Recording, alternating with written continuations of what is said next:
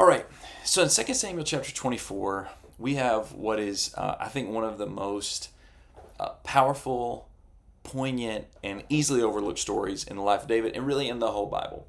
This story is set at the very end of David's story, at least in the way the author of 2 Samuel puts it together. Of course, with a lot of Bible stories, it's hard to tell the exact order and chronology of events sometimes. Sometimes it's pretty clear. Sometimes events, just like you tell stories, and the events will get arranged in a way that tells the story you want to tell, maybe not necessarily in chronological order. Same thing here. Anyway, you read 2 Samuel 24, and it's the very last story we have in the book of Samuel about David. And it starts out with what seems pretty normal for a king to do, but with a man that we've gotten to know who's a man after God's heart, a man who, according to Acts chapter 13, fulfilled the purpose of God in his generation, doing all of God's will. The story's pretty concerning and maybe even a little surprising. David orders a numbering of his people, really not just of the people in raw numbers, but really the fighting men. In other words, how big and strong is my army? How powerful am I really? When I go out to battle, am I going to win or am I going to lose? Now, to be fair, a lot of that lingo I'm putting in there. David doesn't explicitly say why he wanted the census, but that's why kings want censuses, is so they know how big their army is so that they can win. Even though Joab, his right-hand man and oftentimes kind of foil and not exactly the best guy, even Joab said, this is not a good idea. Don't do this. David does it anyways, has Joab go out and do it anyways. But then after he does it, David realizes, like he so often would, he realizes how wrong he was. But the deed had been done. And actually, it seems like when you put together 2 Samuel 24 and 1 Chronicles 21, the two records of this story, it seems like maybe God used this occasion of sin on the part of David and his people to punish Israel, perhaps for other sins. They were going to be punished, whatever the case may be, because of this event. You can read about this in the book of Numbers, that God didn't want his people taking a census like this. If they did, they were supposed to give very specific sacrifices whenever they would take a census. In other words, taking a census was not supposed to be a moment where they reflected on, hey, look how big and strong and powerful we are, but rather taking a numbering of the people, numbering how many soldiers, how many people, how many families we have, was supposed to be a moment for the Israelites to reflect on, man, look how good God has been to us. We're nothing, but look at what God is to us. Look at what he's done for us. They didn't do that in this case. So God, in 2 Samuel 24, sends his angel to come to David. And he, even though David has admitted his sin, there's still punishment coming. God gives him three choices. You can see this whenever you get to about verse 12 of 2 Samuel chapter 24. Actually, in verse 13, it says, these are the choices. Do you want 3 years of famine to come on your land, to flee from your enemies for 3 months while they pursue you, or to have pestilence on your land for 3 days? David isn't even willing to choose. He says, listen, let me fall in the mercies of God. I don't trust in men. Maybe he's saying, I'm not going to pick any of these things. I'm not going to let anybody pick these things. Maybe he was kind of saying, I don't want to go to war or whatever. But whatever the case may be, he relies on the mercies of God, which that is. While the beginning of the story is kind of like, wait a second, David, what are you doing? At this point, like, yeah, this is the David we know, a man who recognizes his flaws, a man who trusts in the Lord's mercies. Even though he threw himself at God's feet, punishment was still dealt out. For 3 days, the angel of the Lord wreaked havoc on Israel, on the people. If you look in verse 15 of 2 Samuel 24, it says that 70,000 men died. Those same men that David was trusting on to go to war, killed in a matter of days. It was terrible. It was devastating. But God stays the hand of the angel whenever he comes to Jerusalem. And I want to read a little bit of the story because this is actually the real message of this climactic, culminating story in the history of King David. In verse 18 of 2 Samuel 24, Gad, that was the prophet, the seer, came to David that day and said to him, go up and set up an altar to the Lord on the threshing floor of Araunah the Jebusite. David went up in obedience to Gad's command, just as the Lord had commanded him. Araunah looked down and saw the king and his servants coming toward him. So he went out and paid homage to the king with his face to the ground. And Araunah said, "Why has my lord the king come to his servant?" Araunah's like, "What is going on? I'm a nobody. You don't belong here. You shouldn't really be on my property. What's the deal?" Of course, Araunah had seen the angel of the Lord. I mean, he knew something was going on. What's the deal here? David replied, "To buy the threshing floor from you in order to build an altar to the Lord, so that the plague on the people may be halted." David here is interceding on behalf of the people. God's told him what to do to rescue the people from their pain and their suffering and their death. David's going to do it. Great. Araunah said to David, "My lord the king may take whatever he wants and offer it. Here are the oxen for a burnt offering, and the threshing sledges and ox yokes for the wood. Your majesty," Araunah gives everything here to the king. Then he said to the king, "May Yahweh your God accept you." So David says, "Hey, I came to buy your threshing floor so I could offer sacrifices so we could stop this plague." Essentially so David could rectify the wrong that he had done. Araunah says, No. You just take the stuff. Look, just take it all. Take the animals, take the wood, like the implements, farming implements I'm using that are made out of wood. Use those to burn the fire, to offer the sacrifice. It's all yours. Just take it. Great offer. Great man. Listen to what David says. And I think what he says right here in many ways encapsulates what's so great about David. For the past however long we've been doing this series on the life of David, the man after God's heart, the man who fulfilled the purpose of God in his generation, the man who did all God's will. What was it that really drove David? What was it that kept him? We looked at so many things. We looked at his humility, his courage, his faith, his friends, his attention to detail in the Word of God, coming back from his failures. There's so many things about David that put the puzzle pieces together to give him a heart that was really after God's, that was pursuing God, that was the kind of heart God's looking for in human beings, and the kind of heart that we need to be striving for if we're going to be pleasing to God, if we're going to fulfill his purpose in our generation, if we're going to do all the things that he's commanded. But look at what David says here in this culminating story, which I have no doubt was put here at the end to help us see this is what tied all the rest of it together. This is how David thought about his life and everything that he did, at least whenever he was thinking rightly and doing right. Listen to what he says, verse 24. The king answered Araunah, "No, I insist on buying it from you for a price. For I will not offer to the Lord my God that which costs me nothing. I will not offer to the Lord my God that which costs me nothing." David bought the threshing floor and the oxen for 20 ounces of silver. He built an altar to the Lord there and offered burnt offerings and fellowship offerings. Then the Lord was receptive to the prayer for the land, and the plague on Israel ended. Why was David a good king? Why was he a good man? How did he live in such a way that pleased God, honored God, was a fulfillment of God's purposes in the world, and was good for the people that God had entrusted him? What was it that made David all that? Like we said, there's so many good qualities that we see throughout the story of David, and weaknesses that he had to overcome in pursuit of having that kind of heart, and failures that he had when he went against that kind of mind and heart and spirit and attitude.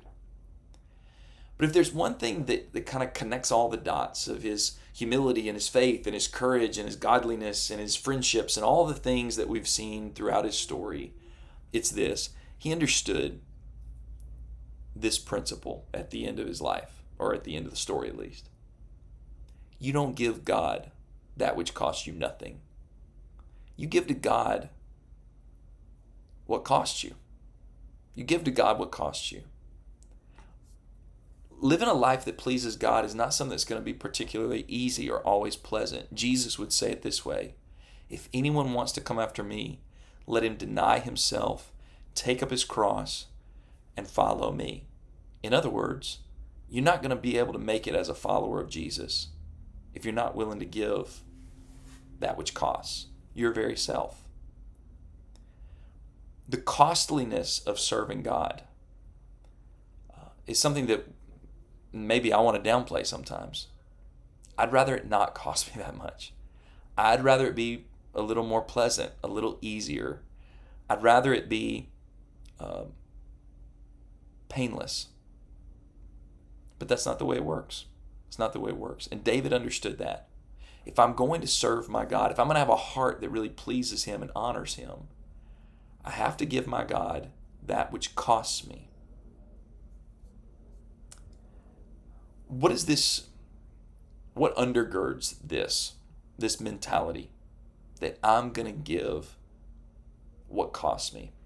And think about that in your job. Are you giving in terms of your work life? Are you working in such a way that is for the Lord, as Colossians 3, and I think it's about verse 23 says? Are you working in a way that's, for lack of a better term, costly, where you're diligent, you're honest, you have integrity? You're not really working for the boss to please them, but you're working for God to honor Him. What about in your marriage? Are you kind of half-hearted about that? Or, hey, I'll give as much as he gives, or I'll give as much as she gives, but that's it. No, David says, no, if we're going to have a heart for God, we've got to give what costs us, which means even when they aren't what they ought to be as a spouse. That's especially when I have to be who I need to be as a spouse, especially then in those moments. What about when it comes to your finances? Are you somebody who gives, I'll give some to God, I'll give a little to God? Or do you give in a way that costs you financially, that puts you in a bind, that maybe even runs a little risk for you because you're giving what costs? What about that pet sin that you've kind of preserved and nobody knows about it, and you keep it to yourself and you don't let it bother? And I've given you so many other things. God, just please let me have this one. God says, are you just giving me the stuff that costs you nothing? Or are you going to take up your cross? Are you going to deny yourself? Are you going to really follow Jesus? How about it? To have a heart for God means that we understand this principle that you can't just give God your leftovers. You can't give God the little bits. You can't give God stuff that costs you nothing.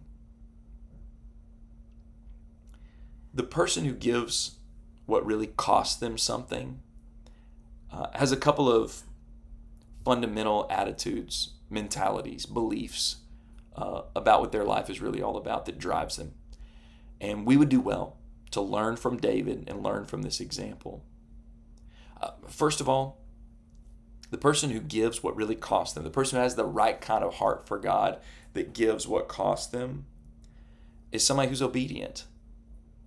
David didn't try to negotiate with God or talk God out of what he said. God said, okay, go do this. Even when Araunah said, oh, my lord the king, you don't have to buy it. I'll just give it. David said, no, don't stop. No, God told me to come do this. I'm being obedient. Am I obedient? What's that obedience driven by? Well, obedience is driven by faith. In many ways, obedience is the expression of the person who lives by faith. If you really believe in God, if you truly trust in God, if you're actually loyal to God, you're going to do what He says. But that's what it takes. It takes that kind of faith and faithfulness. And whether it was when he was out in those fields and the lion and the bear attacked the sheep, or whether it was whenever he was up against Goliath, or when it was when he confessed his sin when Nathan confronted him about Bathsheba, all the stories that we've seen in the life of David reflect a man who had deep faith, and maybe even at times didn't have that deep of faith, but was constantly pursuing a deeper faith, a deeper loyalty, a stronger trust in God.